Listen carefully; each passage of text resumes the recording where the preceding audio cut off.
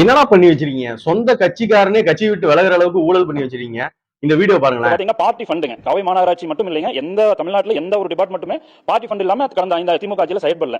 நான் ஒரு எனக்கு எலெக்ஷன்ல மாமன்ற எலெக்ஷன்ல வேலை செஞ்சவங்களுக்கு ஹவுஸ் டேக்ஸ் போட்டு தர சொல்லி கேட்டாங்கன்னா கூட அவங்களுக்கு போறதுனாலும் பார்ட்டி ஃபண்ட் கொடுக்கணும். என்னுடைய கவுன்சிலர் நான் மட்டும் இல்லைங்க, 100 கவுன்சிலர் இருக்காங்க. அவங்க யாரும் அவங்களுடைய சொந்த ப்ராப்பர்ட்டியா இருந்தா கூட ஒரு பில்டிங் கட்டியிருக்காங்க, அதுக்கு டேக்ஸ் போடணும்னா அதுக்கு பார்ட்டி ஃபண்ட் கொடுத்தா தான் போட முடியுங்கிற சூழ்நிலை தான் இந்த 5 ஆண்டுகளா இருந்தது.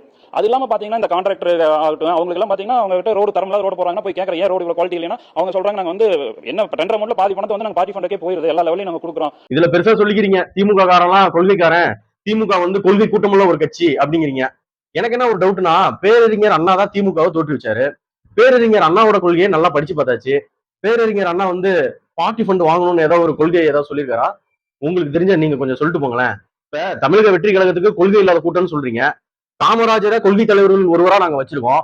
ஊழலற்ற ஒரு அரசாங்கத்தை உருவாக்கணும், கிளீன் கவர்மெண்ட்டை கொண்டு வரணும், டிரான்ஸ்பரன்சியான ஒரு கவர்மெண்ட்டை கொண்டு வரணுங்கிறதுக்காக இனிஷியேட்டிவ்காக எவ்வளவு ஊழல் மற்றும் லஞ்சம் குறைஞ்சிருக்கு மக்களுக்கு நல்லாவே தெரியும். உண்மையான கொள்கைகளை கூட்டம் அது தமிழக வெற்றி கழகம் தான்.